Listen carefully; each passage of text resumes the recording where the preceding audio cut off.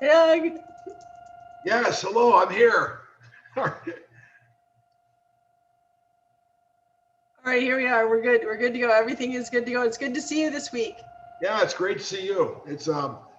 I think right now with what we're going through, it's fun seeing people, meeting people, and I think majority of friends and associates that I have right now, they're really enjoying just the opportunity to spend time with either business people or friends in a face-to-face situation rather than over a electronic platform. Yeah. No, I agree. It's super exciting. Everything seems to be calming down a little bit. But like I told you, my son got COVID just last week. And so, it's still floating out there. None of us had it. Everybody's vaccinated now except for him. But he had a light case of it, but he was, home for 7 days. So it's still out there. So we still got to be careful. Yeah, it is, and I think something like viruses, colds, flus, I mean, this is somewhat of a derivative of that or very closely associated. And, you look at flus and viruses and things like that, those things are very, very hard to get rid of, especially once you have a family member get infected, it usually spreads through the family pretty easily. And I think that's all the elements of what we've gone through. It seems like it has that sort of tenacity as far as sticking around, still being spread. It doesn't take. It's very hardy in terms of what it can put up to, whether it was temperature or other chemicals and antiseptics and things like that. I mean, it's a pretty impressive virus, out of all the ones that we've had in our lives. Well, I'm glad that the worst is behind us, and we've learned a lot of things from it, obviously, at every level for everybody. But it's nice to be able to be keeping moving forward with summer here now and everything going on. And I know you've been engrossed in studying and getting ready for your next license to put on your wall. Yes, you know what? It's hard. So I'm so excited for you to pass this test. Once you get past, the test, what you and I know of, it's called CE, continuing education. It's like getting a diploma, but then you're never done because we've all gotten we've graduated from high school and college, but in all these other professions, people don't realize that getting the license is just the first step. Then you've got the continuing education classes because things change. I mean, the rules change. Look at our country. Look how many rules and amendments, the Constitution, and all those sort of things. Those same things are true in all these different businesses that we're involved in. And as things change, you have to go to class. And, it used to be years ago, uh, doing real estate and some other things, you would turn a computer on or something and just let it run for an hour. You didn't have to be in front of it or anything. It just had to be tabulating time. And then you would come back in an hour and you would turn it off or check out or whatever, sign off. Then you would get credit for for those hours. Well, now that doesn't work. They've learned how everyone's doing that, and they want more involvement. So but it's almost like all so you have to do something every 5 or 10 minutes, either push a pad, a key on your keypad, Yeah, you're talking or about the timing of the CE. exactly, yeah, Yeah, exactly, you have to be timed for a certain period of time. yeah, that's exactly right. Period of time, yeah. So but the same thing is true now of, I think, of all these, you read of all these reports now of younger kids, and I definitely, I've got some grandchildren, and talking with them, they definitely are affected by this learning remotely, and I don't think they're big fans of it because their friends aren't there, they're not getting that personal attention. Sometimes it's hard in a group to be able to ask questions like you would be if you were in a classroom. Just stick your hand up, ask a question. So I don't think this is really the best for everyone, not only adults, but also children. And I think also we're such psychological human beings that we have interaction with each other. I think, looking at a computer screen, I just don't think there's a lot of interaction with that. And I think that that's something that will make a big difference, especially going into next fall, getting kids, over the summer, just kind of getting a little deep breath here and get back on track for school starting next fall. Yeah, I've had both remarks. I think what the remarks that I've had are they either like being online 100% or they like being in class 100%. But the mixture, the hybrid, throws it off because it's kind of a little bit off kilter. So it's kind of like either or is kind of what I've heard from kids. Yeah, I mean, it's some of us, in terms of like teachers and people that communicate in business, this is much easier, obviously, than flying across the country and having a meeting or, one of the things that I've done over the last 10, 15 years is broadcasting. And there's been situations, not recently, but over the course of the last 15 years, I've talked with broadcasters that have actually done athletic events, not at the event. Tennis tournaments, baseball games, football games. They've done it from a remote studio and they watched it on a screen. So when you're listening to this, you're thinking, oh, that guy's right there. He's on top of the action. He's watching these plays happen. No, he's not. He's no different than you. He's in front of a screen like you are. And so it amazed me when I first, heard that. I go, come on, that doesn't happen. This particular situation, I think, was a tennis tournament. It was somewhere, here in the United States, but the person who was doing the tennis tournament was in his living room in front of the computer. Way ahead of his time. Way ahead of his time. Yeah, way ahead of his time. And, but I just think that, I can only see sometimes, as much as we didn't really like all this, what took place, I think, it really forced everybody into acceleration in terms of what the future is going to look like. And I've been in the fast food business for a long time. And we always talk about eventually, where will it look when a customer walks into a restaurant and looks at an electronic board and talks into the board and says whatever he wants, and then goes to some other place in the restaurant. And just like so many places now, so many retail establishments, you go over here and you're waiting for your name or your number to be called, and here it is. And so, that whole bit about, getting in that serpentine line, going into up to the register and waiting, all those days are gone. And same thing with employment, the way businesses operate. And we've talked about this before, even, with marketing companies and things like that. They're probably better suited than other companies that really depend on that, face-to-face interaction. And now all of a sudden it's going to be in front of a television screen. And I don't know. And I think there's something nice too about the immediacy of, going and buying something like in a restaurant or a store. All of a sudden you can eat it right away.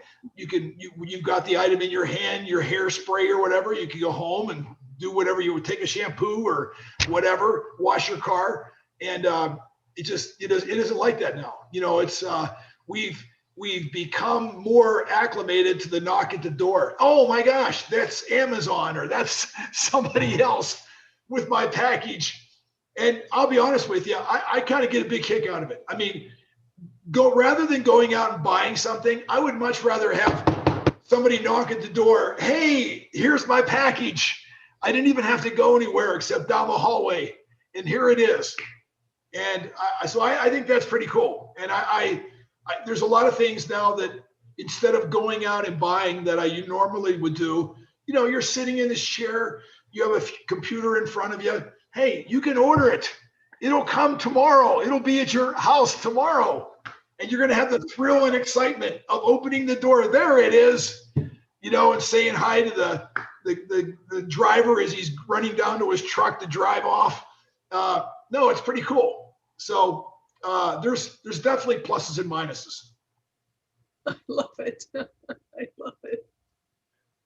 It's true. You hear the Amazon trucks more than you hear normal cars nowadays. You know what? I always, I know people have really, I think that's a really tough job too. I mean, honestly, you're trying to expedite and hurriedly deliver packages. At the same time, you got to be careful. You can't be driving through crosswalks and things like that. You got to really be on top of your game. So, it's like there's a battle going on between two forces. Okay, I need to get to this neighborhood. I need to drive to this house. I need to drop this package off. I got to drop the next package off. Yeah, okay, but what if there's traffic or there's a backup or there's an accident or something like that? So it's there's always something against you that is causing you maybe not to do your job as well as you can. And so I always try to, when I see those trucks on the road and or even in neighborhoods and things like that, I always try to slow down and get out of the way. Because you know what? They got a job to do. I don't have a job to do. I'm driving through the neighborhood to go get an ice cream cone or go work out or something. Theirs is a lot more important. That's their responsibility. And so, and even people like, we used to kind of goof around back in my neighborhood when I was growing up, people that were like walking on the side of roads, sometimes you wouldn't leave as much room as you should, or honk the horn. Hey, you ever have somebody come behind you 60 miles an hour honking the horn? Scary. On a country road, where are you going to go, in the ditch? So it's one of those things that you have to just give people respect and distance and all those sort of things. And but I've personally noticed over the last couple of weeks, I think things are getting better. It seems to me like people are more engaging with each other. And I think, when there's no talking, I think sometimes that's almost even worse than people yelling and screaming at each other, because now all of a sudden, no one's saying anything. It's just kind of silence. And so, very odd. I think we're just transitioning through this phase. Well, the other thing we were talking about this week is gas stations. Everything is electric. Yes. Just think of all the changes that's going to happen with gas stations in the future. I mean, over the next 20 years, basically 10 to 15 years, 20 years. But think about that when everything's electric, how everything's going to transition. Yeah, you know what it is? I think it isn't as easy as like a storm coming by and, you're putting up a rod and, kind of like these movies, where the lightning hits it and it comes down here and, all of a sudden turns your car into something else. I think all these things, electronic things, a lot of those are really materials that are in dire supply. And I think you follow through, it's just some of the situations that have occurred here over the last couple months without fossil fuels, the areas have been really hard struck with just cut back in power. And, there wasn't enough power to turn the lights on, to operate businesses, things like that. But no, you're absolutely right. There's going to definitely be a changing of the guard here. And, I kind of, when I first started seeing this transition from gasoline to electricity, I don't know, I personally felt bad because I grew up in the generations, decades, 50s, 60s, everybody had these hot cars with, glass pack mufflers, boom, boom, boom, boom, boom, boom, boom, and people were racing all the time. I lived in a kind of a small rural area, so there was a lot of open roads and all that sort of thing. That's gone now. There's nobody else that's going to enjoy those experiences that I had. Things are just different. And I guess there'll be, for some of the good things to go, there's some bad things that went also. And, maybe there's some things in the future that we don't even know about that are going to be out there and be very entertaining and very worthwhile. But I'm anxious to find out what those are.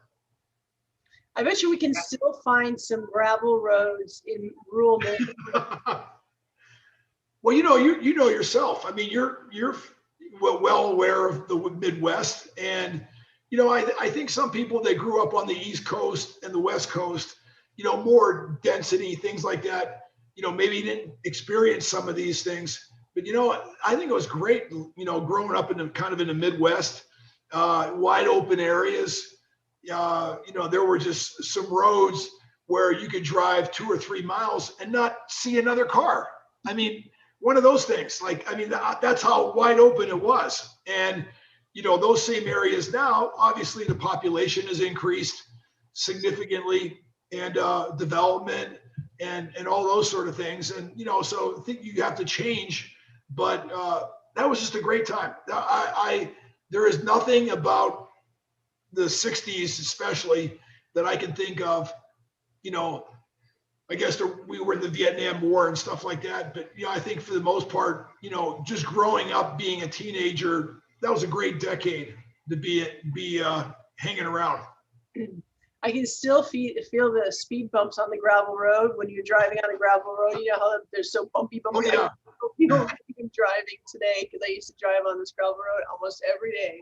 They were like, oh, wait. Oh, yeah. I'm really anxious to find out too, once we get past with this, what businesses are going to really benefit from it. Because we clearly know some stores, the Costco's of the world, that really have benefited from whatever this virus was, and all the pressures that it put on certain businesses. Just having a little bit of connection with construction and housing and things like that, man, that this business has been great, for selling, and for people that have to sell, buyers. There's many buyers. When would you ever think it would be the day where you don't even do inspections now? There's no time for an inspection. Forget the 30-day, close, down the road. No, they're closing like in 24 hours or less. And when it gets to be like an urgency of that magnitude, things are different. Things have changed. And there's so much pressure on the upward values of real estate right now. And let's face it, I think, that's the number one asset everybody has. So anything you do, whether you're getting a mortgage on your house, home equity loan, whatever, you have all these other options that you can do. And I know you've been thinking about your kids too. I've got, 2 children, and I'm thinking about, what are they going to do afterwards, after my wife and I are no longer here? Will they live in our house? Will they live in another house? Or will they, stay in remote locations? I've got my daughter on the West Coast, my son's on the East Coast. They're thousands of miles away. And maybe not my daughter, but, trying to figure out, we don't go through this life alone. We have family, and we have people that we trust and count on. A team. I know a team. And I have to say, everything I've had in my life that I've ever have been successful, it's been a team. A team in sports, a team in business. And, it's because of people like you, Megan, that you can have a conversation with. You can learn things. Something I can learn from you, that'll make me a better business person, a better father, all those sort of things. And so I think, for the most part, I think when most people get really off track, that's what it is. They just stop learning. We're always in a learning phase. You can turn the gown back in, and the hat, and, the diploma and all that. But you know what? We never stop learning. Never. We don't graduate. We graduate into something else, into life. I'm telling you about these licenses I have right now. I find it totally interesting. I read about stuff every day that I didn't know existed, yesterday. And it's things like that get me excited and fired up.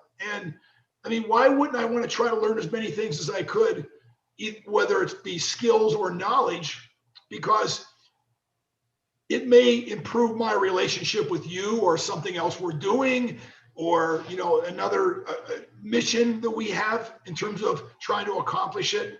And I think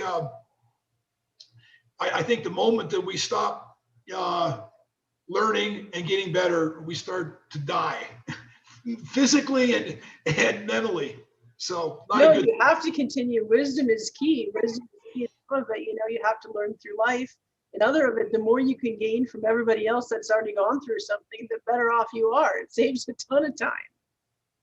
Yeah, it is. And I always think, most of the people that I know right now, and I know you know a lot of thousands of people too.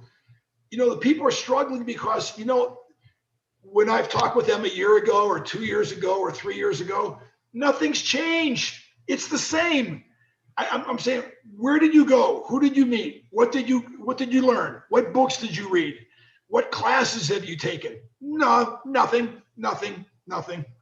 I got up and watched some television. Okay. We all know what that's worth. It's the same story over and over and over again.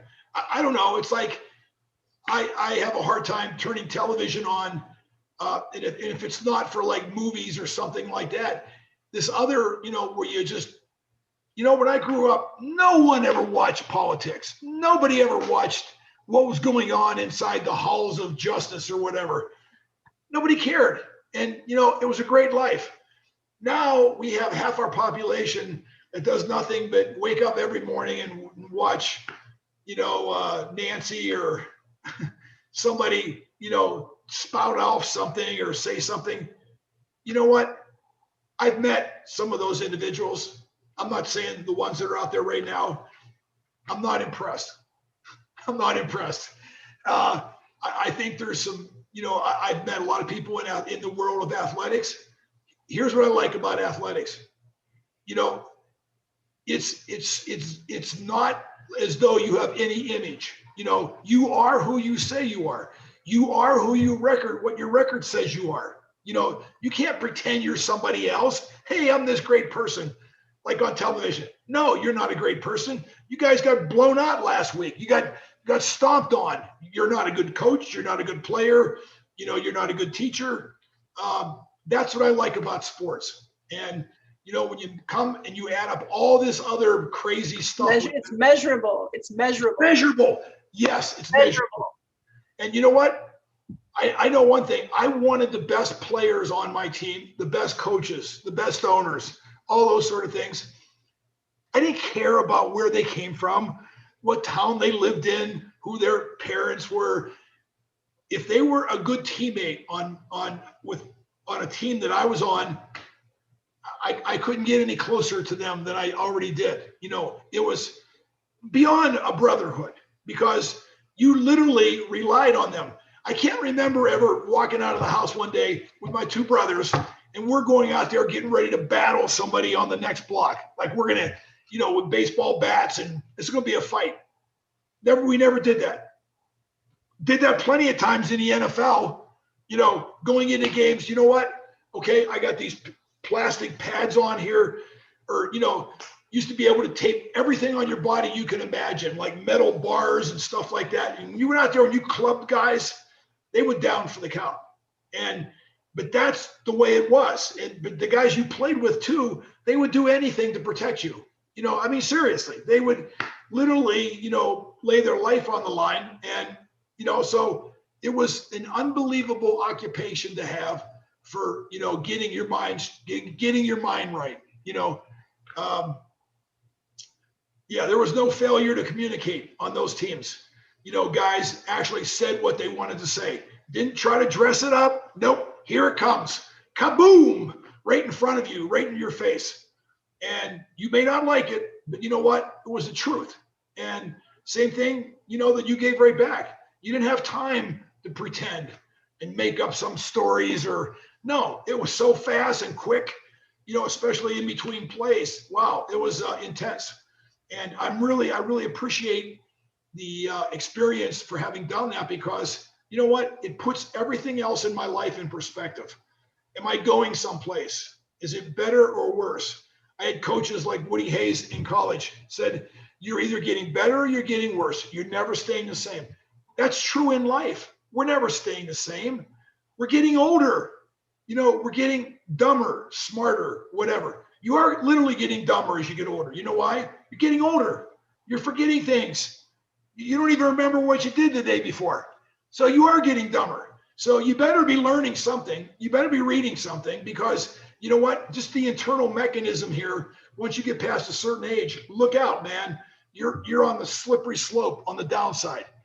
I just feel bad when I hear and watch people that, you know, you can tell they're forgetting things. They can't remember where they were yesterday. And that's a tough life to deal with every single day. So what you have to do is, you know, if I never did another push-up or sit-up in my life, I'm telling you right now, I would gain 20 pounds before, you know, the month was over. You got to exercise. It's blood flow. It's, you know, you got to be active. I don't care what it is. You know, it's not just physical. If you don't really press yourself and challenge yourself, you know, you and I laughed earlier when we first started talking about learning the alphabet backwards and stuff like that. Hey, I got the alphabet backwards. I get stopped by a police officer. He goes, "You've been drinking?" "No, let me tell you about the alphabet. I can do it frontwards or backwards. What would you like?" I don't know. I got stopped a couple times and I got asked that question. Can you repeat the alphabet backwards? I don't know what that had to do with, you know, thinking I was alcoholic or, you know, was drinking or whatever. But bottom line is, we all have more capacity than what we ever thought possible. And or the other thing, like I talked to you, everything I've done in my life, it's been with somebody else, and that's been my biggest successes. So I would just encourage everybody, don't try to go it alone. You know, make sure you pick out a good team and then get going. Well, I can't wait to hear next week about your test this week. So it'll be great. We'll be all rooting for you. Well, you know what? I'm actually taking a test for a health and a life insurance license.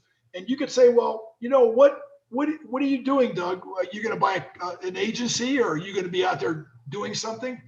I don't know yet. You know what? It's just my thirst for knowledge. It's my thirst for licenses.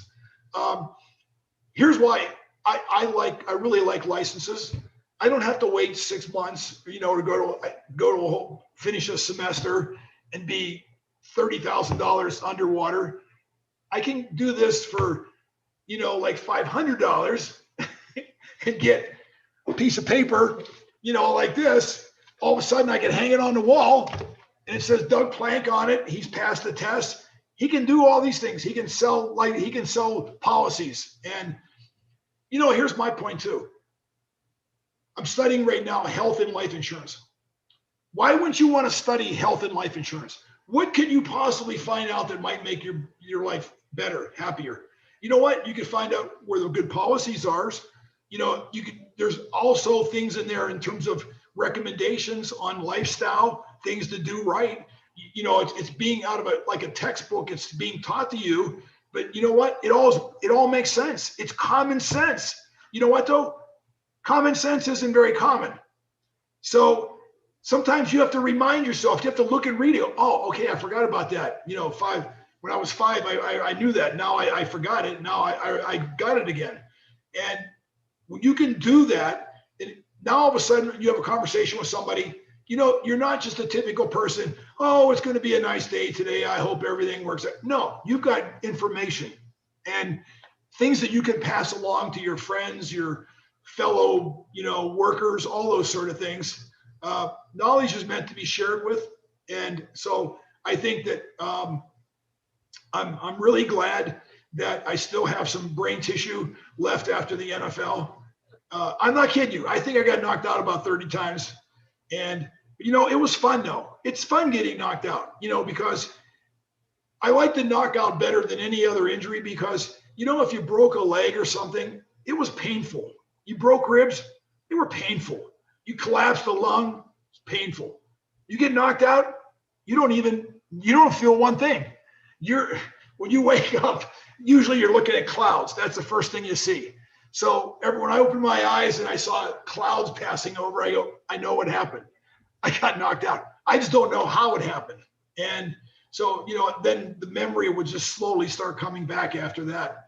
But it's, and that's something else that's really hard to train yourself, because if you don't do something every single day, which I did, I practiced and all that sort of thing, it made it easier for me to be aggressive and to go ahead and just run into other people, but it's hard. Don't you ever think sometimes when you're driving a car down to the drugstore or whatever, or the grocery, and someone pulls in front of you, your first instinct is like, I'm going to run into him.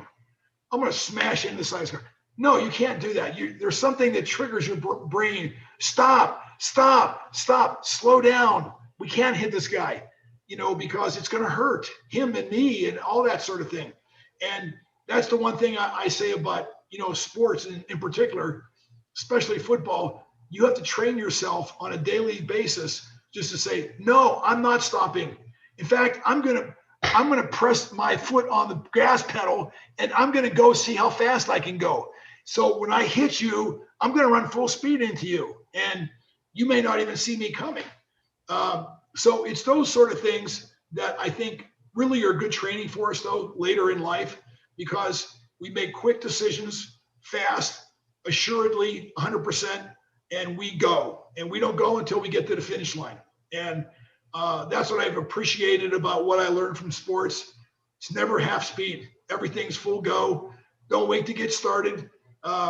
Every moment you wait, it's another day wasted. Like I told you before, Megan, you and I are past the 30, 40-year-old age. Days are valuable now to me. You know what? A day wasn't valuable when I was 7 years old. You know why? Because I thought I had 80 more of them. You know what? I know I don't have 80 more. I might not even have 8 more, or 8 months more. I don't know. So now when I meet somebody and they say, hey, Doug, we're going to need to do this. Yeah, give me the calendar right now. I'm writing it down. Here it is. Is it tomorrow, the next day? I'm serious. That's how I operate. I don't operate in months, years. Oh, yeah, 2 years. Okay.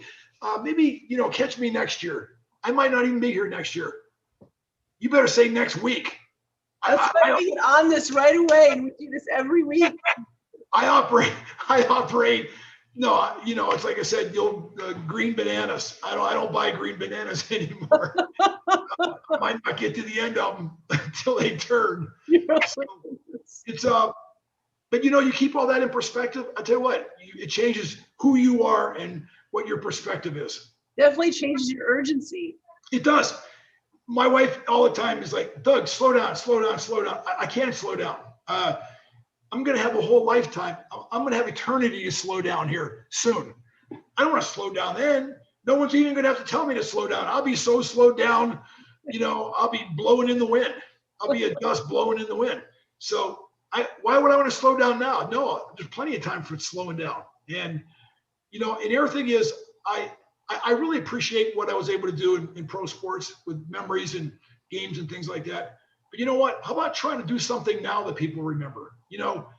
Who really wants to hear about, Doug, I remember 40 years ago seeing you run onto the field and you tackled this guy.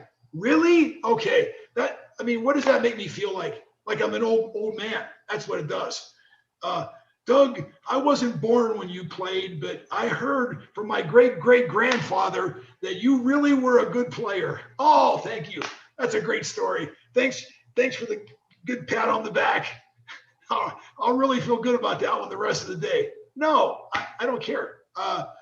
It's just like when I was younger and I would hear somebody try to tell me something. I go, listen, you did your thing when I wasn't even born. So why would I even listen to you? I wasn't even breathing air at that time.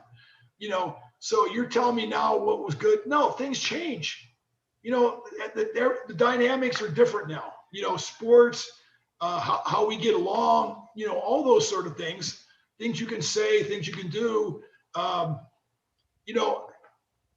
It's still frightening to me too. I think of, I did some things when I was younger, like in high school, going too fast in a car. I never drank, because I told you my dad worked at a brewery.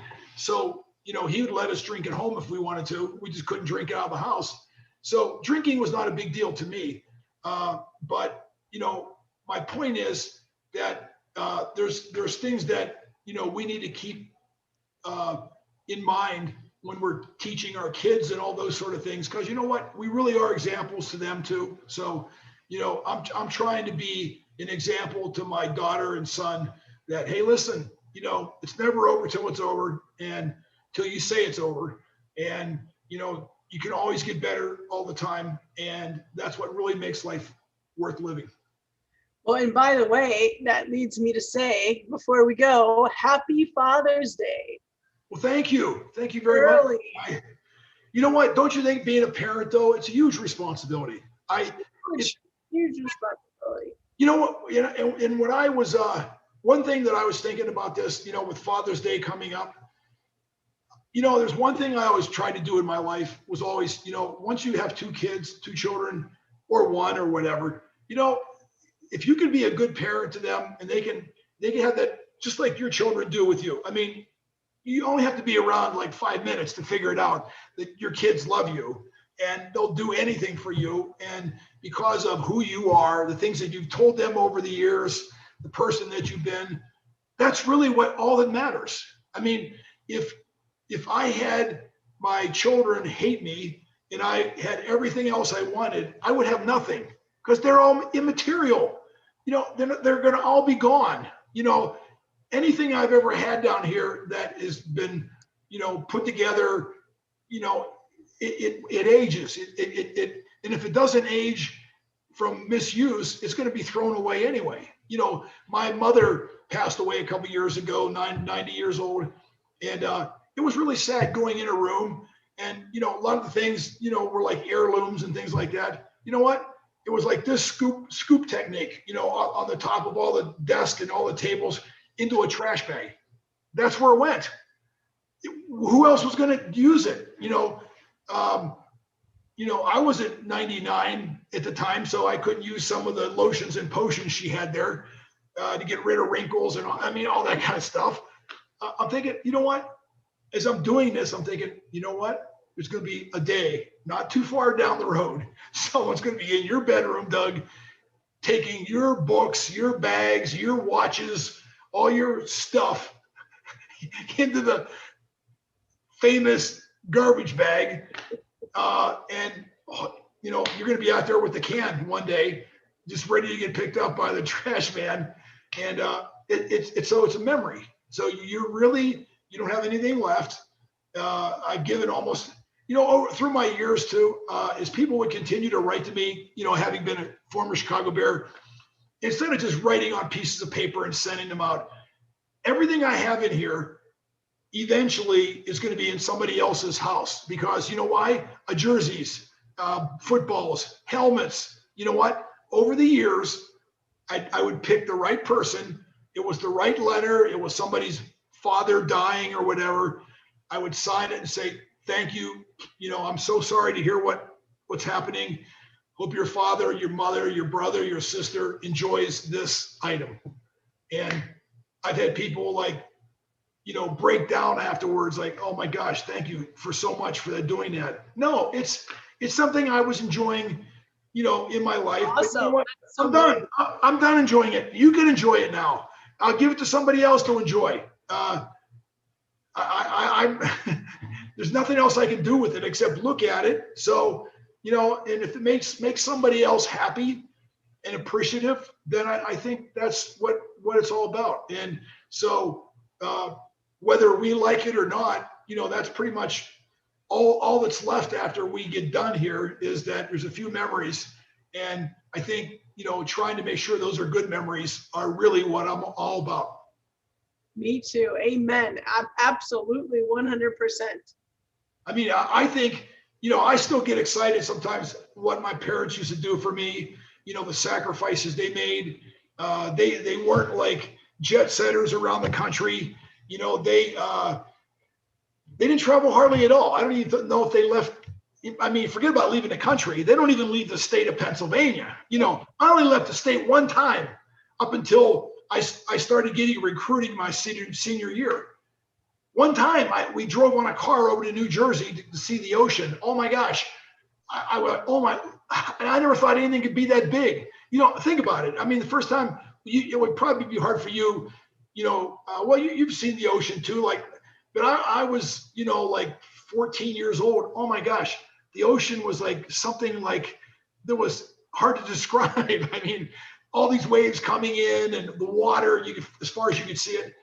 And, it's things like that that really just blow you away. And those memories.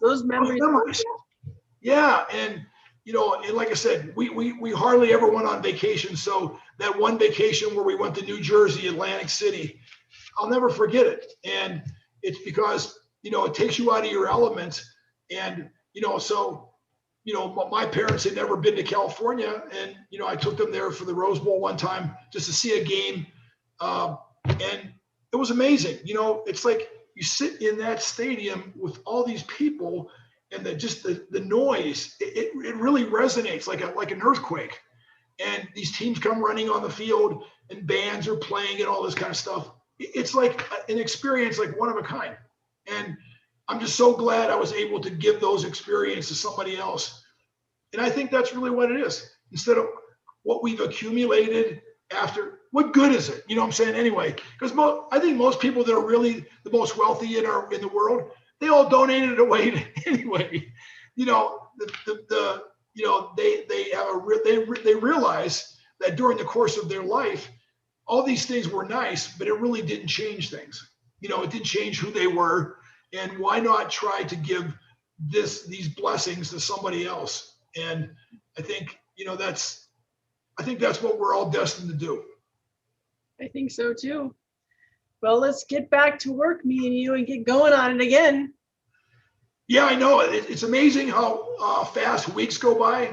It goes so fast when we do this live. So weeks are like days. I mean, seriously.